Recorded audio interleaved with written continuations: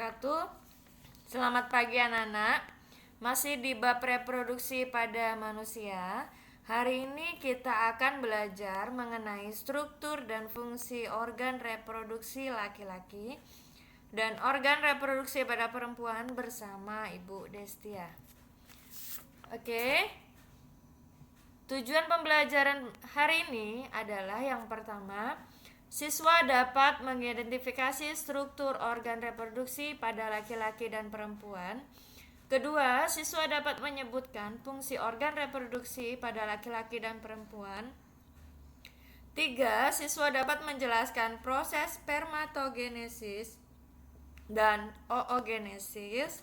Keempat, siswa dapat menjelaskan siklus menstruasi. Kelima, siswa dapat menjelaskan proses fertilisasi dan kehamilan sampai dengan melahirkan. Di sini kita akan membahas dua, yaitu pada laki-laki, organ reproduksi laki-laki, yaitu yang pertama adalah organ reproduksi laki-laki. Ya, di dalamnya ada organ reproduksi dalam dan organ reproduksi luar. Dan kita akan mempelajari spermatogenesis, yaitu proses pembentukan dan pemasakan sel kelamin laki-laki. Di sini ada gambar struktur organ reproduksi laki-laki. Pada bagian luar ada penis dan skrotum. Pada bagian dalam ada testis, ada saluran reproduksi, dan ada kelenjar reproduksi. Ini adalah beberapa fungsi organ reproduksi laki-laki. Ada organ reproduksi luar, ada bagian penis. Fungsinya memasukkan sel sperma ke dalam alat reproduksi wanita. Ada skrotum, mengatur suhu testis. Kemudian ada organ reproduksi dalam testis yang fungsinya penghasil sperma dan hormon testosteron. Ada saluran reproduksi. Yang pertama ada epididymis, fungsinya tempat pematangan sel sperma. Ada vas deferens, fungsinya mengangkut sperma yang matang. Ada saluran ejakulasi, fungsinya menyalurkan sperma yang matang. Ada uretra, saluran kemih dan tempat keluarnya sperma. Yang ketiga, pada organ reproduksi dalam pada laki-laki ada kelenjar reproduksi. Yang pertama ada specicula seminalis atau kantung semen, fungsinya penghasil makanan yang merupakan sumber nutrisi bagi sperma.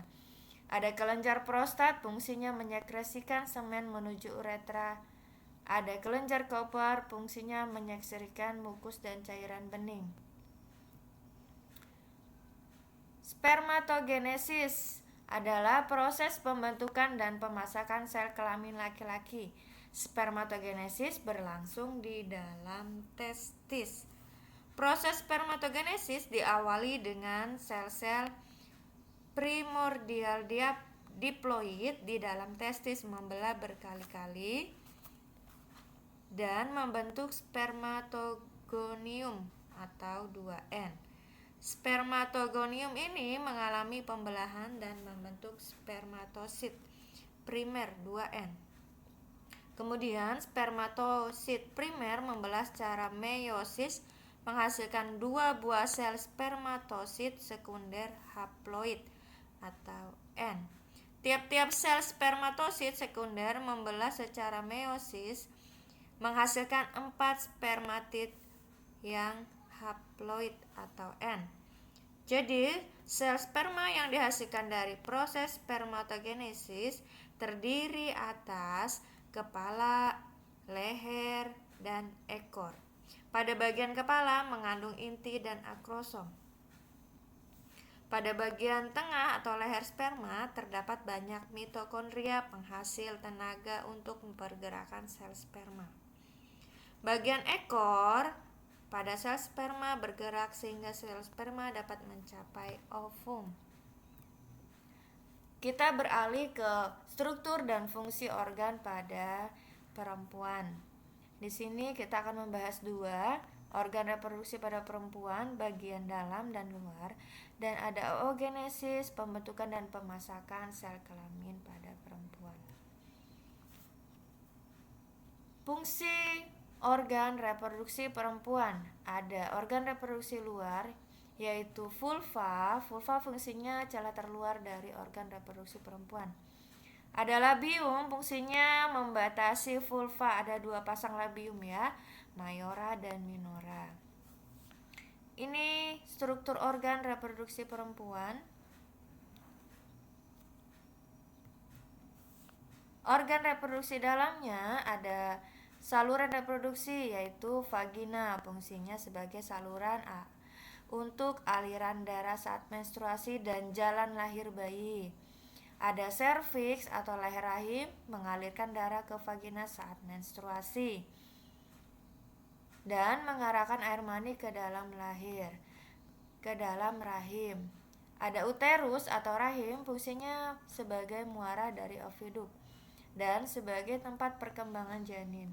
Ada oviduk atau tuba Fallopi, fungsinya sebagai saluran reproduksi yang mempunyai peran sebagai jalan ovum dari ovarium menuju uterus dan sebagai tempat berlangsungnya pembuahan.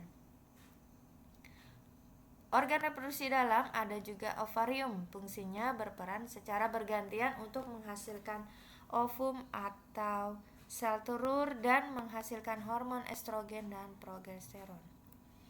Ini adalah oogenesis. Oogenesis adalah proses pembentukan dan pematangan sel kelamin perempuan. Oogenesis berlangsung di dalam ovarium. Jadi,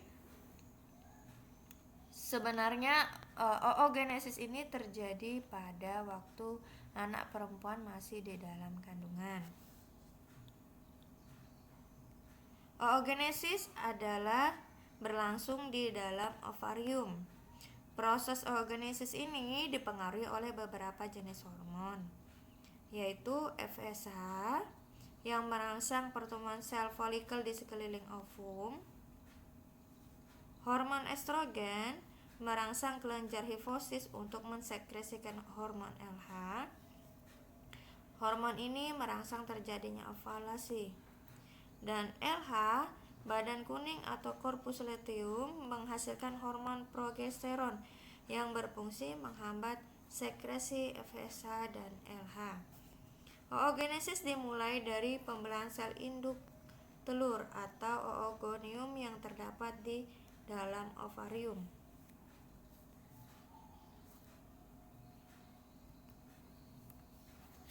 Lanjut ke siklus menstruasi.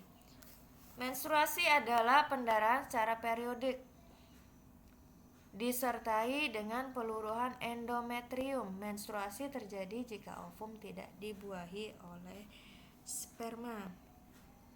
Fase menstruasi terjadi hari ke-1 hingga ke-5 dari siklus menstruasi. Fase ini dimulai saat produksi progesteron dihentikan. Pada fase ini, dinding rahim yang semula menebal akan meluruh disertai pendarahan. Fase kedua adalah fase proliferasi dan ovulasi. Hari ke-6 sampai ke-14 merupakan tahap penyembuhan pembuluh-pembuluh darah yang pecah pada saat terjadinya menstruasi. Dipengaruhi oleh FSH,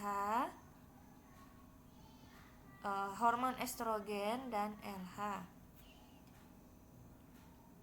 Fase sekresi terjadi pada hari ke-15 sampai hari ke-28 setelah menstruasi. Pada fase ini hormon progesteron memacu terjadinya penebalan dinding rahim. Apabila terjadi pembuahan, produksi progesteron dilanjutkan. Selain itu, estrogen juga diproduksi. Hormon-hormon ini berperan dalam proses implantasi embrio. Produksi progesteron dan estrogen dihentikan jika tidak terjadi pembuahan.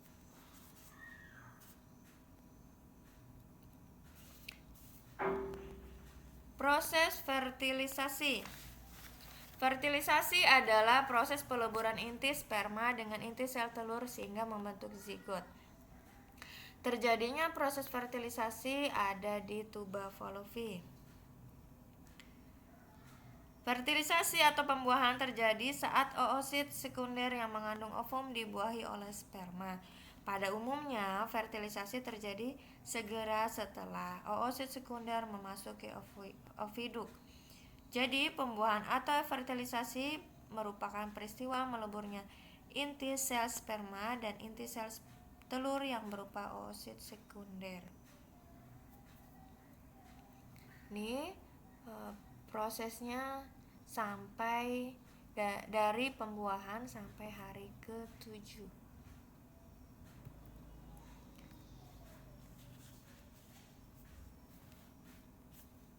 Setelah fertilisasi terjadi, maka ada proses kehamilan. Ya, proses kehamilan.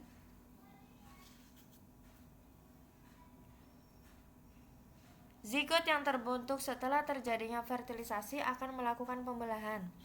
Selanjutnya berkembang menjadi embrio yang akan menuju rahim. Kemudian tertanam ke dalam endometrium. Pada kondisi ini perempuan mengalami kehamilan. Embrio berkembang dalam kandungan sehingga bayi yang siap lahir selama 9 bulan 10 hari atau 37 minggu. Jadi perkembangan embrio dibagi menjadi 3 semester. Trimester pertama pada bulan pertama sampai ketiga, trimester kedua pada bulan ke-6 sampai bulan ke-4 sampai bulan ke-6, trimester ketiga bulan ke-7 sampai bulan ke-9 atau 37 minggu. Oke, demikian pertemuan kita hari ini. Semoga bermanfaat untuk kalian semua. Kurang lebihnya Ibu mohon maaf. Wabillahi taufik wal hidayah. Wassalamualaikum warahmatullahi wabarakatuh.